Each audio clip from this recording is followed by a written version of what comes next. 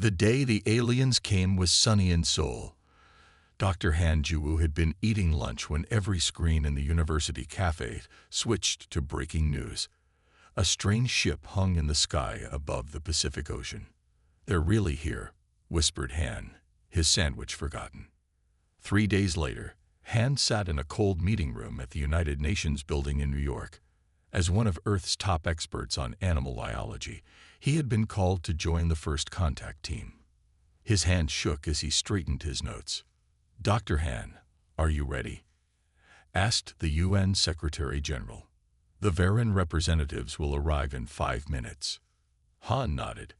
He was 42 years old with gray starting to show in his black hair. Years of field research had made him lean and tanned. Now all his knowledge about Earth's animals might help humanity understand its first alien visitors. The door opened. 3 tall figures walked in.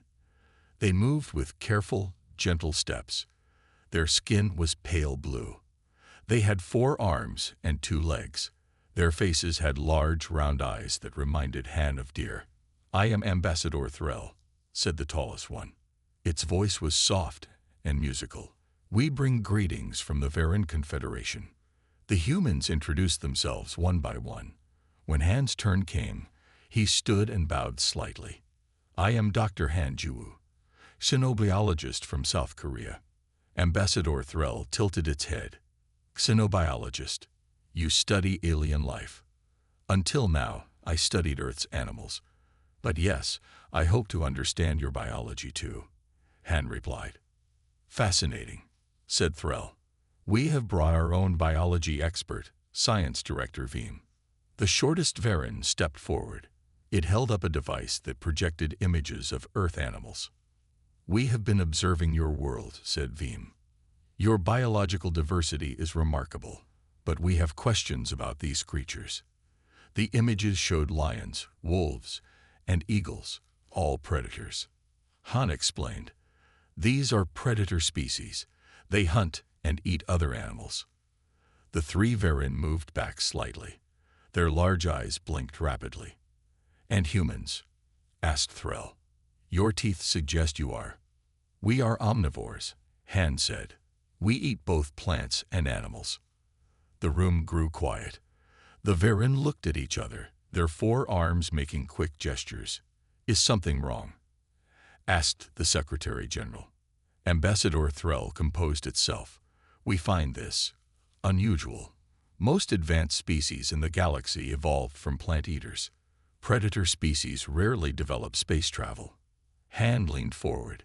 "You mean most aliens are herbivores, like Earth's deer or rabbits?" "Correct," said Veem. "Predator psychology tends toward aggression and territoriality. These traits prevent the cooperation needed for advanced civilization." The Secretary General frowned. "Humans have built peace among nations. We are not just killers." "Of course," Threll said quickly. "That is what makes your species so interesting. You have predator ancestry, but have overcome those instincts." Han shook his head. "We haven't overcome them.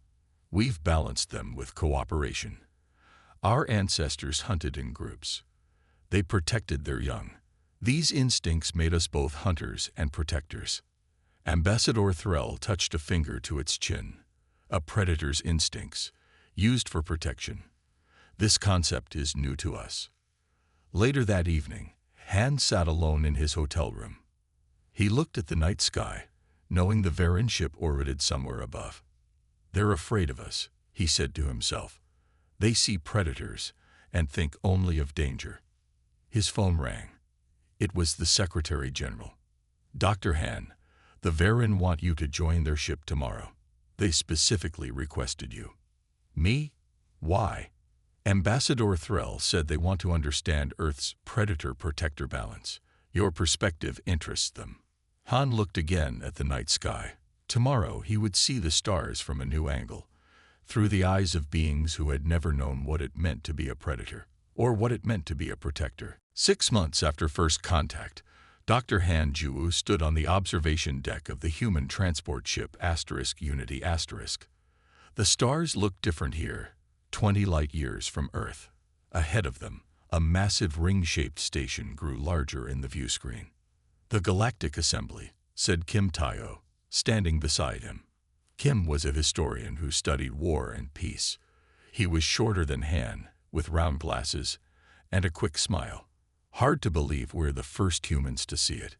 Han nodded. "Earth has been invited to join. A big step for us." The two men watched as their ship approached the huge station.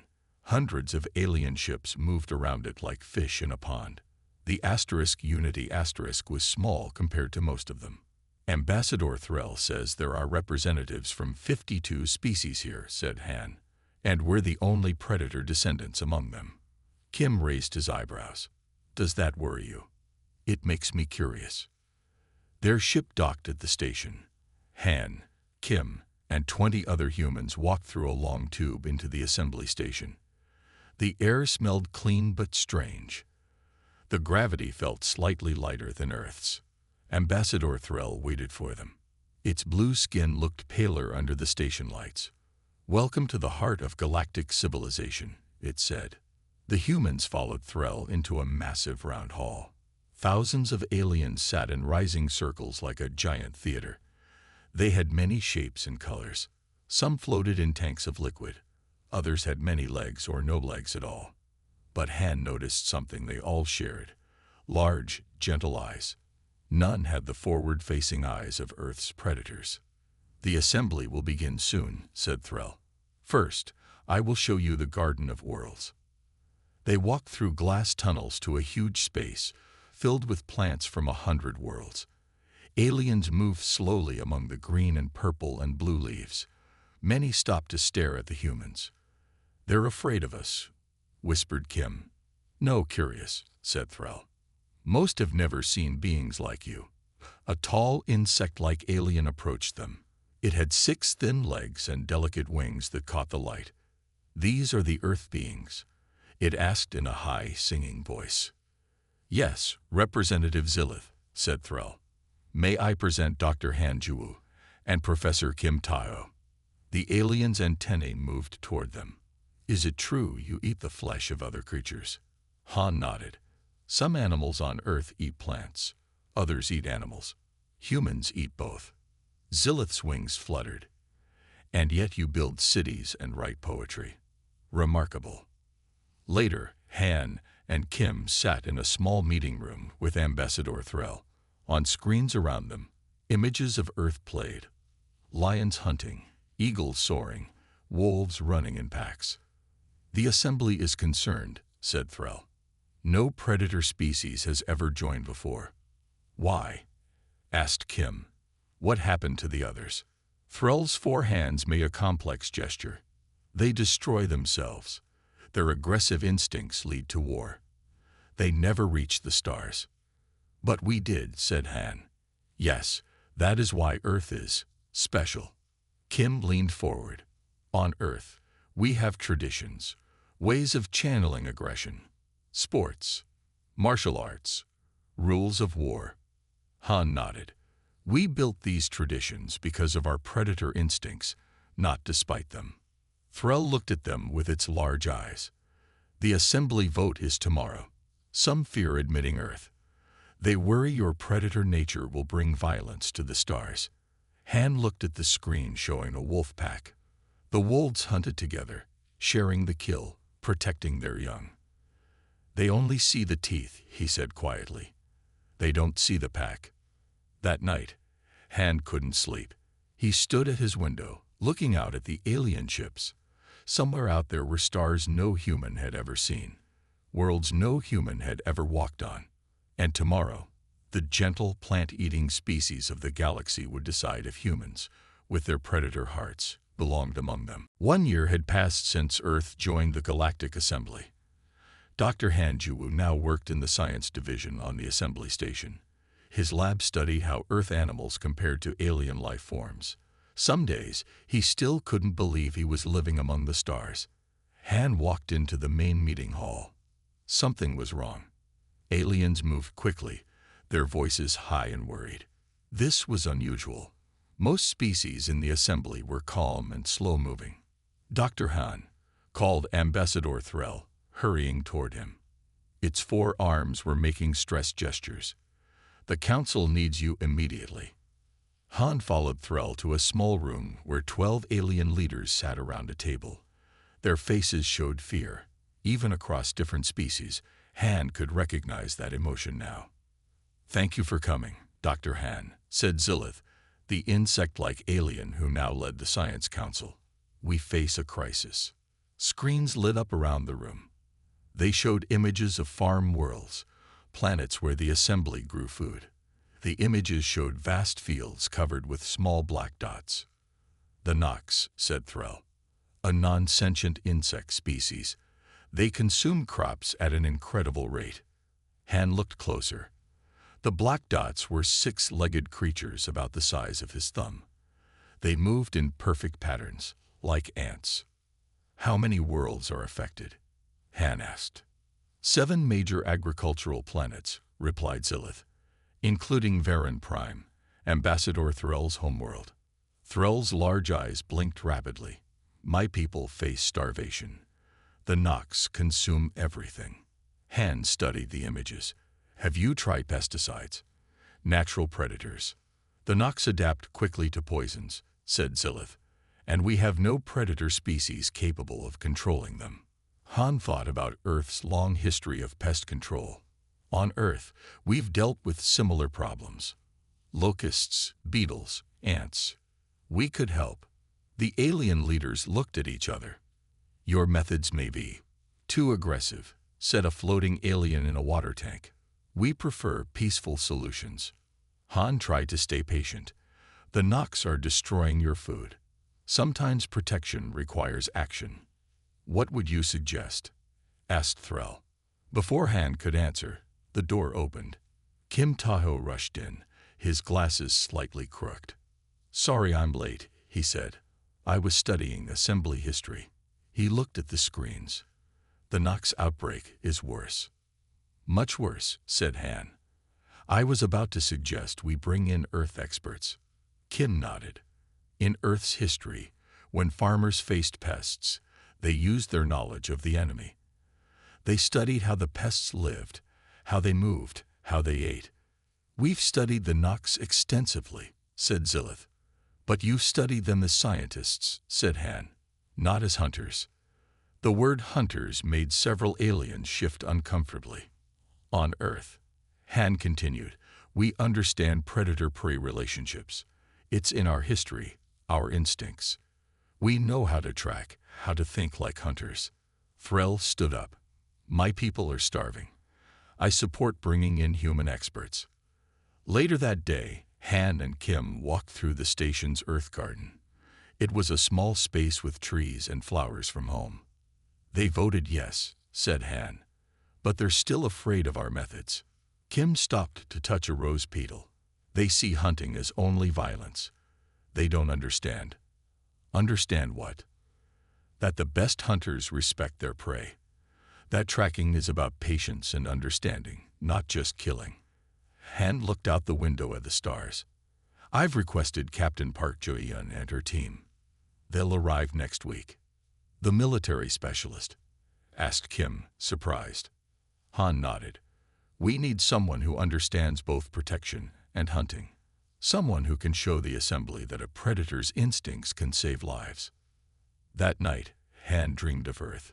He saw wolves hunting in packs, lions protecting their cubs, eagles soaring high to watch over their territory. In his dream, these animals wore the stars of the galaxy in their fur and feathers. When he woke, he knew what Earth could offer the galaxy, not just the mind of a predator, but the heart of a protector. Captain Park Jo-yeon stood straight and tall before the Assembly Council. Her black uniform fit perfectly on her strong frame. Her short hair was neatly combed. Her eyes moved carefully around the room, noting each exit and each alien's position. These were old habits from her years in the Korean Space Force. Dr. Han Ju-woo sat nearby, watching nervously. Captain Park was one of Earth's best tactical minds, but she had never addressed alien leaders before. "Thank you for allowing me to speak," Captain Park said in a clear voice. "I have studied the Nox problem. I believe we can help. Ambassador Threll nodded encouragingly. The other council members waited silently. The Nox move and act like Earth insects called ants, Captain Park continued. They follow chemical trails. They work as one group. They have no individual mind. She touched a button, and the screen showed images of Earth ants building complex nests.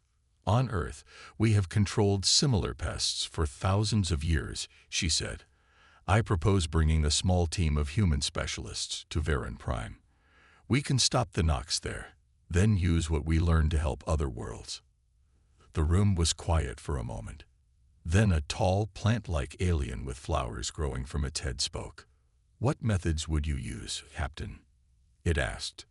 We would track the Nox to their nests. We would disrupt their chemical trails. We would use targeted elimination of their breeding centers. Several aliens shifted uncomfortably at the word elimination. You mean killing, said the plant alien. Captain Park nodded. Yes. Controlled, precise removal of the Nox that threaten your food supply. The council chamber filled with nervous whispers. Han watched as the aliens spoke quickly to each other. Zillith raised a thin arm for silence. Captain Park, we understand your world has predatory instincts, but the Assembly has always sought peaceful solutions. With respect, said Captain Park, you have tried peaceful solutions for 6 months. The Nox have spread to 7 worlds. Your people are going hungry. She showed new images, fields stripped bare, empty food storage buildings, thin alien children. On Earth, protection sometimes requires action, she said. A predator that threatens the pack must be stopped. Ambassador Threll stood up. My world, Varan Prime, is suffering most. I support Captain Park's proposal. As do I, said Han. The humans will not enjoy this task, but they will do it because protection is also part of our nature. Kim Tayo, who had been sitting quietly, spoke up. In Earth's history, the best hunters were also the best protectors. They used their skills to feed their families and guard their homes. The council talked among themselves for a long time. Finally, Zillith spoke. We will allow a human team to go to Varan Prime, it said. But you must work with local scientists, and you must use the minimum force needed. Captain Park bowed slightly. Understood. We will bring only what is necessary. Later, Han, Kim, and Captain Park sat in the Earth Garden on the station. They're still afraid of us, said Captain Park, even though we're trying to help them. Han nodded. They've never needed predator skills before. They don't understand them. Who will you take to Varan Prime? Kim asked. Captain Park looked up at the stars. I need specialists, people who understand tracking and hunting, and I want to bring some of Earth's animals. Animals? Han was surprised. Which ones? Dogs, said Captain Park, and detection rats. The council will never agree, said Kim. They fear Earth predators enough already. Captain Park smiled slightly. That's why I need you two to help me explain. These animals aren't just hunters. They're partners, protectors. Han thought about it. Earth's animals on an alien world. Dogs that had evolved alongside humans for thousands of years, learning to hunt and protect together. It might work, he said slowly, if we can show them that even Earth's predators can be gentle. The 3 humans looked up at the stars, thinking about the difficult task ahead. They would need to prove that Earth's greatest gift to the galaxy was not just the mind of a hunter, but the heart of a guardian. Captain Park Cho-Yen stood in the loading bay of the Earth ship Defender *. Around her, 4 humans checked equipment and prepared for their mission to Varan Prime. Dr. Han Ju-woo watched from nearby, impressed by how quickly she had assembled her team. Let me introduce you to our specialists, Captain Park said to Han and Ambassador Threll, who stood nervously at Han's side. She pointed to a tall woman with strong arms who was checking the case of scientific equipment. Lee Ninja, wildlife management expert. She has controlled pest outbreaks in Africa and Asia. Lee looked up and nodded politely. Her calm eyes showed years of field experience. This is Choi Do-yeon, our entomologist, Captain Park continued, indicating a thin man with glasses who was studying images of the Nox on a tablet. He knows more about insect behavior than anyone on Earth. Insects are simple but amazing creatures, Choi said with a smile. The Nox look similar to Earth's ants, but with some fascinating differences. Captain Park moved on. Song Hyerin, tactical operations. She'll coordinate our field movements. Song was checking a set of non-lethal weapons. She had short hair and moved with quick, precise motions. She nodded to Threll, but didn't speak. And finally, Kang Juno, environmental systems engineer. He'll make sure anything we use won't harm Varen Prime's ecology. Kang was younger than the others, with a friendly face. He was typing on a computer. Don't worry, Ambassador, he said to Threll. We'll only use methods that are safe for your world. Threll's 4 arms made nervous gestures. Your team seems capable. But what are those containers? It pointed to a row of large boxes with air holes. Captain Park took a deep breath. This is the other part of our team. Earth animals that will help us track and control the Nox. Before Threll could object, Park pressed a button, and a panel slid open on one container. A black and tan dog with alert ears and intelligent eyes stepped out. It sat calmly beside Captain Park. This is Maya, a Belgian Malinois. She's trained to detect specific scents, like the pheromones the Nox use to communicate. Threll stepped back, its large eyes wide with fear. A predator animal. You can't bring that to Varen Prime. Han stepped forward quickly. Ambassador, these animals are partners, not wild predators. They work with humans. As if to prove his point, Maya stayed sitting perfectly still, watching Captain Park for commands. Dogs have worked with humans for thousands of years, said Li Minja gently. Maya can find Nox nests by smell faster than any technology. Park opened another container. Inside were white rats in a clear habitat. These are detection rats, she explained. They can be trained to find specific things and are small enough to enter spaces humans can't. Threll moved closer, still nervous but also curious. These creatures obey you. They don't attack. They're trained, not controlled, said Choi. We work together. The dogs protect us, and we protect them. Protection, said Han. That's what makes Earth different from other predator worlds. We learn to use our hunting skills to protect, not just to kill. Threll watched as Maya followed Captain Park's hand signals, moving smoothly across the room to inspect different areas. Our people have never lived with predators, said Threll. We evolved running from them. This concept of working with them is difficult to understand. But you'll try? Asked Han. Threll's 4 hands made a new gesture, one Han had never seen before. For my world, I will try. That evening, as the Defender prepared to leave for Varen Prime, Han watched the team making final checks. Maya the dog lay at Captain Park's feet, alert but calm. The rats worked through simple mazes that Choi had built, learning to detect samples of Nox pheromones. These Earth animals, with their sharp teeth and predator instincts, were about to enter a galaxy that feared them.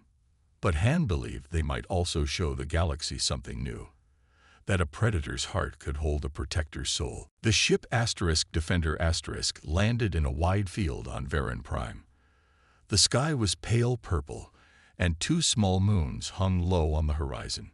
As the door opened, warm air filled with strange sweet smells rushed in. Captain Park stepped out first, breathing deeply. The air is safe, she said to her team. Oxygen levels are close to Earth normal. Dr. Han followed her out.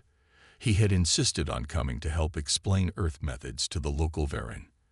Behind him came the 4 specialists and Ambassador Threll. My world, said Threll sadly, pointing to the fields around them. Han could see that instead of crops, the fields were covered with small black moving dots. The Nox had taken over. A group of Varen approached slowly. They had the same blue skin and 4 arms as Threll, but they looked thin and tired. Their large eyes showed fear when they saw the humans. "These are the leaders of our farming collective," said Threll. "They have been fighting the Nox for months." The tallest Varen stepped forward. "I am Director Loom. Thank you for coming, Earth beings, but I fear you are too late.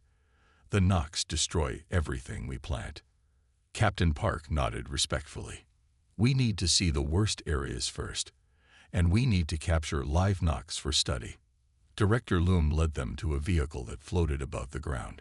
They traveled for an hour through fields covered with the small black insects.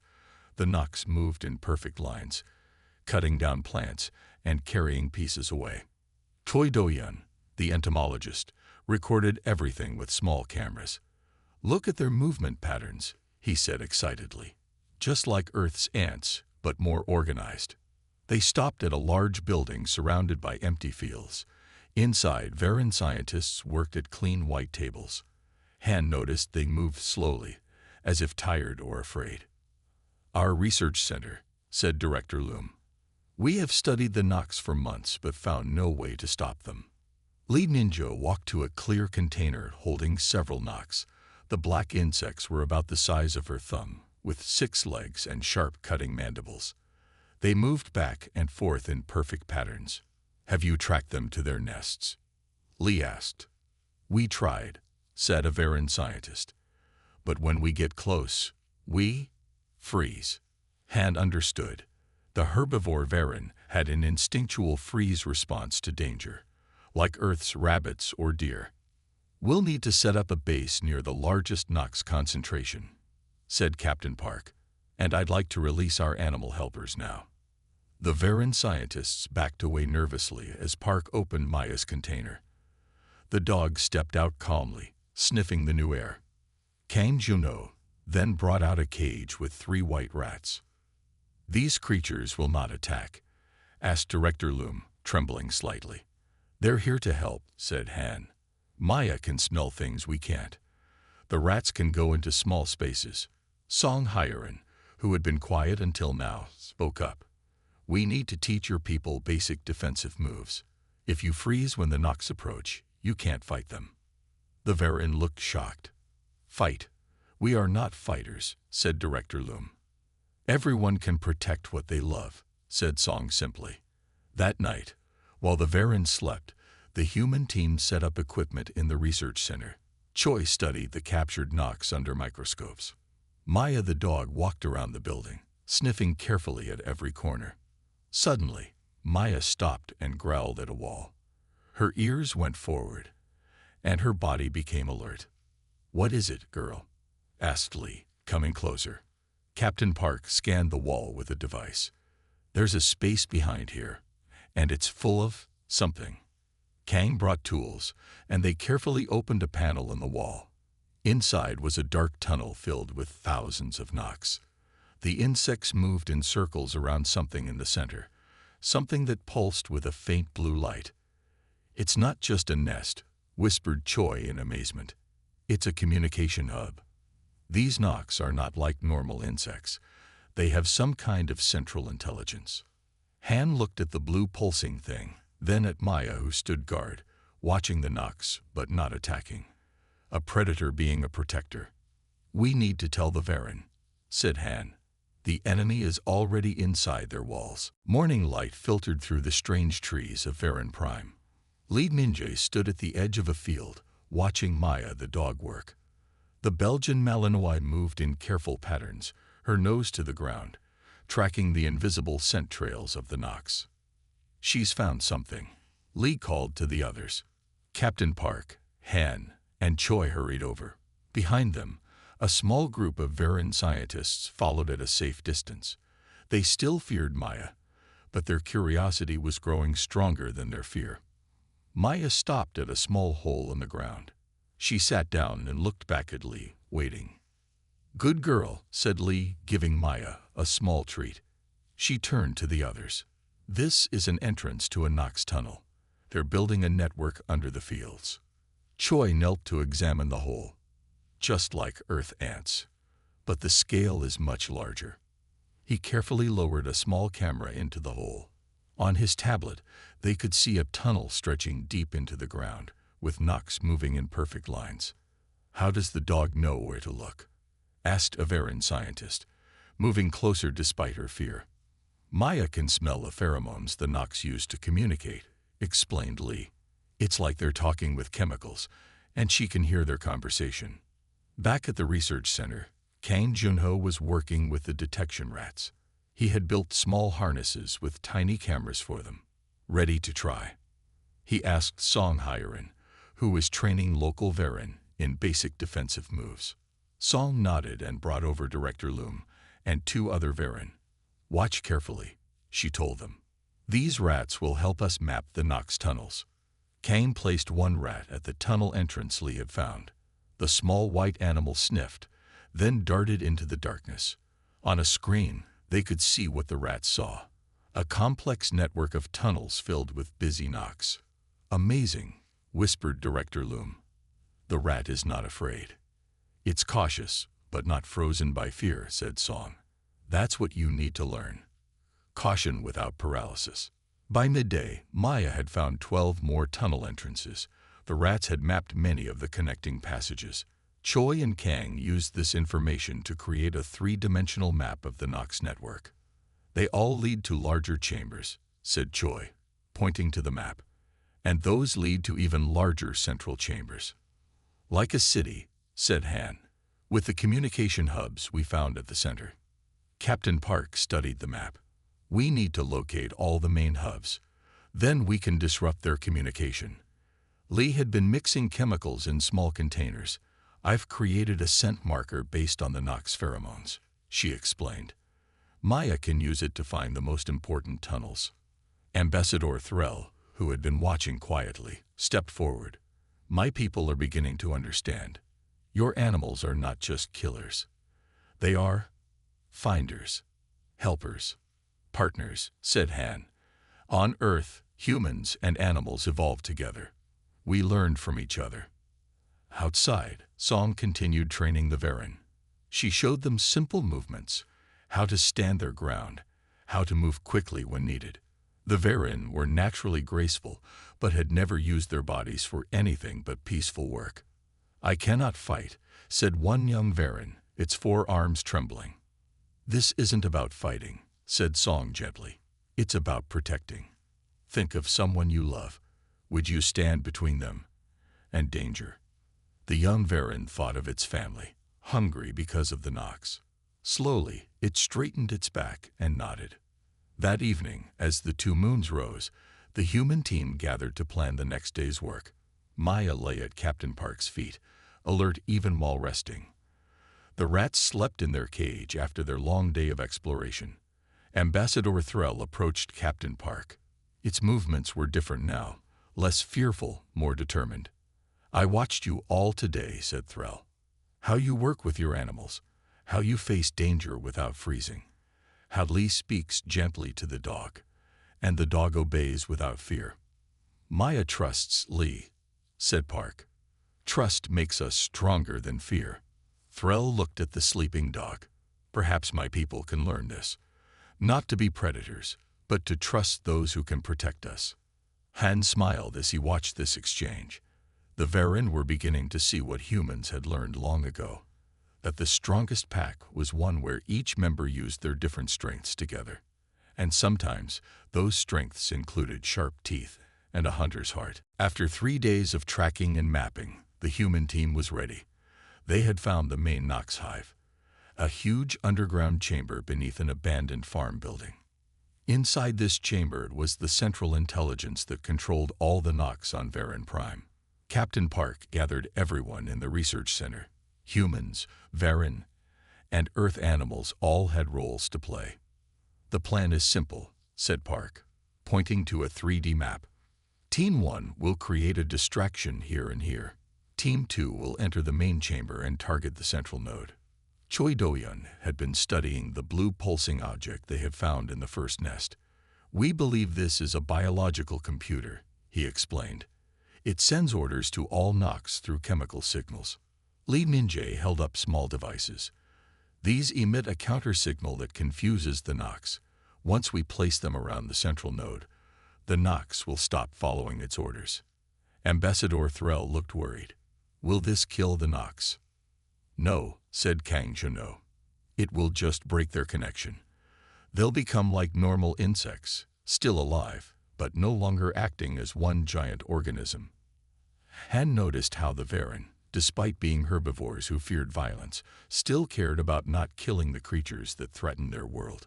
It reminded him of how much humans could learn from the Varen's compassion. The sun was setting as they approached the abandoned farm building. 20 Varen had volunteered to help, including Director Loom. Song Hyerin had trained them well over the past days.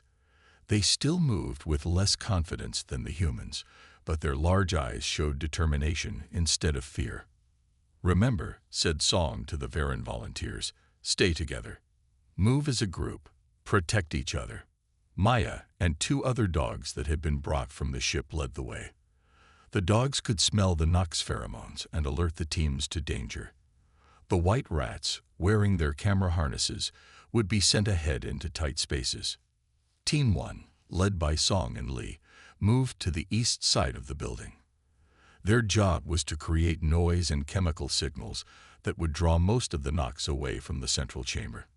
Team 2, Captain Park, Choi, Kang, and Han, would enter from the west, with Ambassador Threll and Director Loom joining them. Maya would guide them to the central node. Stay close, Captain Park told the 2 Varen. Maya will warn us of danger. Han watched as the Varen placed their 4 hands on Maya's back. The dog looked up at them calmly, accepting their touch. It was a small gesture but showed how far they had come from their initial fear. The mission began. Team 1 set off their distractions, sound devices and chemical lures that imitated Nox signals. Thousands of the black insects swarmed toward them. Now, said Captain Park, and Team 2 slipped into the building. Inside was a large hole in the floor that led down into darkness. They switched on lights and began to descend. Maya went first, her nose working constantly, her body alert but calm. The tunnel opened into a massive chamber. The walls pulsed with faint blue light. In the center, a large mound rose from the floor. It was covered with Nox, all moving in perfect circles around a glowing blue object the size of a small car. The central node, whispered Choi, larger than we expected. Suddenly, a wave of Nox turned toward them. The insects sensed the intruders. They know we're here, said Kang. Team 1's distraction won't hold them much longer. Director Loom took a step back, the old fear returning to its eyes. But Ambassador Threll put a hand on its shoulder. Remember what Song taught us, said Threll. We protect what we love. Maya growled softly. More Nox were coming from side tunnels. They were being surrounded. Captain Park looked at her team, at the 2 Varen who had overcome their ancient fears, at Maya who stood ready to protect them all. Place the devices, she ordered. We finish this now. Han watched as the humans and Varen moved forward together, herbivore and predator, prey and hunter, united by something stronger than their differences. The final battle for Varen Prime had begun. The Nox swarmed toward them from every direction. Thousands of black insects covered the walls of the chamber, moving as one great wave. The blue light from the central node pulsed faster, as if sensing danger. We need to place the devices in a circle around the node, said Choi, holding the small signal disruptors. All 6 of them, at equal distances. Captain Park nodded. Han, stay with Ambassador Threll and Director Loom. Kang, left side. Choi, right. I'll take the far end. Maya, guard. The dog moved to stand between the approaching Nox and the team. Her ears were forward, her body tense but controlled. Han watched as the 3 humans moved quickly through the chamber, placing the devices. The Nox seemed confused by Maya's presence. They would approach, then back away, their chemical signals disrupted by the dog's unfamiliar scent. Why do they fear the dog more than us? Asked Threll. Maya is a predator with instincts they can't understand, said Han. They've never faced anything like her before. Captain Park placed the last device. Activate now, she called. Kang pressed a button on his tablet. All 6 devices lit up with soft green lights. For a moment, nothing happened. Then the blue light of the central node flickered. The knocks stopped moving. Some fell to the ground. Others began walking in random patterns. "It's working," said Choi excitedly. "Their connection is breaking." But the central node fought back. Its blue light grew stronger. The knocks closest to it began to organize again, moving toward the humans and Varen. "Something's wrong," said Kang. "The counter signal isn't strong enough." Captain Park looked around quickly. "The chamber is bigger than we thought. The devices are too far apart." The knocks were coming closer. Maya growled and snapped at those that came too near, but she couldn't stop them all. Director Loom was shaking with fear. But then, to Han's surprise, the Varen straightened up and spoke. "I know what to do," it said. Before anyone could stop it, Director Loom ran toward the central node, holding something in its 4 hands. "What is it doing?" asked Captain Park. "It has 2 more signal devices," said Threll. "From my personal pack. I didn't tell you I brought them." They watched as Director Loom reached the central node. Knocks swarmed over its blue skin, but the Varen kept moving. It placed the 2 extra devices directly on the node itself, then pressed them deep into the glowing blue material. The chamber filled with a high-pitched sound. The blue light flickered rapidly, then began to fade. The knocks fell away from Director Loom and scattered in all directions, no longer moving as one. "Get Loom out of there," shouted Captain Park. Han and Thrall ran forward. They'd reached Director Loom and pulled it away from the dying node. The Varen was covered in small bites but was still alive. "I did not freeze," whispered Loom, its large eyes looking at Thrall with pride. "No, my friends," said Thrall. "You protected." 2 days later, Han stood with Captain Park and her team in the Great Hall of the Galactic Assembly. The emergency session had been called to hear about the success on Varen Prime. Ambassador Threll spoke to the gathered representatives. "The human team saved my world. They taught us that predator instincts can be used to protect, not just to hunt." A screen showed images from Varen Prime. The fields were being replanted. The knocks still existed but behaved like normal insects now, part of the ecosystem rather than a threat to it. Most surprising to the assembly were the images of Varen children playing with Maya and the other Earth dogs. The once fearful herbivores were learning to live alongside gentle predators. Captain Park stepped forward when asked to speak. "Earth offers the galaxy something unique," she said. "Our history shaped us to be both predators and protectors. Our animals show this balance even better than we do." She turned to look at Maya, who sat calmly beside Li Minje. "This dog would give her life to save her human friends. That is the gift of Earth's beasts, a predator's heart with a protector's soul." Later, as the human team prepared to return home, Zilith approached them. The insect-like head of the Science Council looked at them with new respect.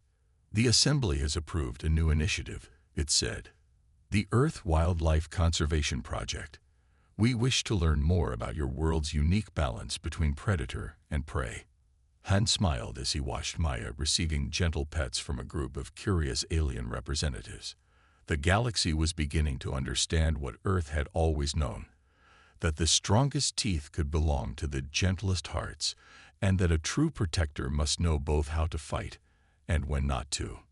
The stars would be safer with humanity among them, bringing the ancient wisdom of Earth's most loyal companions, those who knew the perfect balance between predator and protector.